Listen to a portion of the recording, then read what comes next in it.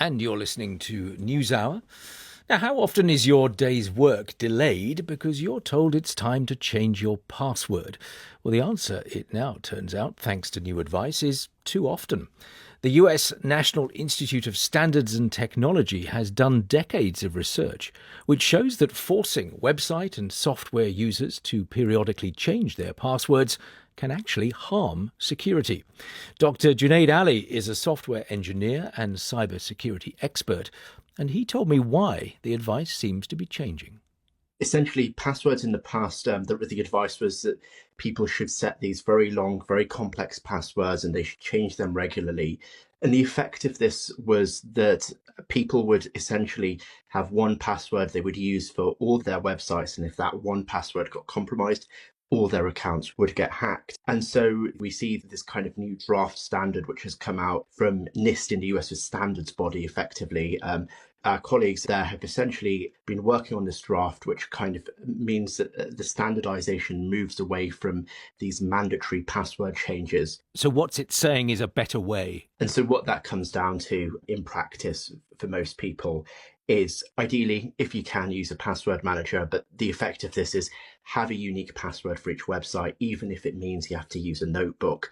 To do that, it's often safer than using the same password everywhere. And if you use a password manager, it can tell you if your password's been in a data breach. And then you can also complement that by enabling something called two-factor authentication. And that will mean it's just not a password that is you're dependent on for security, but you can also generate a code from your phone or something like that in order to give you that extra level of security as well. If you have a password manager, you clearly have to have a password for that. So presumably you need to have a strong password for the password manager, and then it will look after the rest. Is that the theory? Exactly, yes. So if you're using a password manager, that can generate randomly generated long, unique passwords for you. But of course, you need a password for the password manager.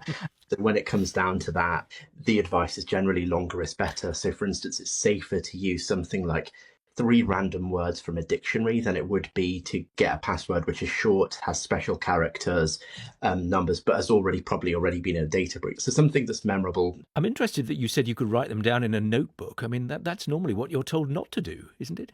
Yes, it's quite interesting because I think for a lot of people, the threat is actually not so much about physical security. It is definitely for some people the risk of that happening. But for many people, the attack surface is often in cyberspace. So, of course, the best approach is to use a password manager. But if you're not able to do that, if you're not in a position to do that, a notebook is a safer way of making sure that at least you have unique passwords for everything you're using if you don't have the option of using something like a password manager. But of course, a password manager is the ideal solution because it has all those other security measures to make sure that all your passwords are encrypted away and are safe.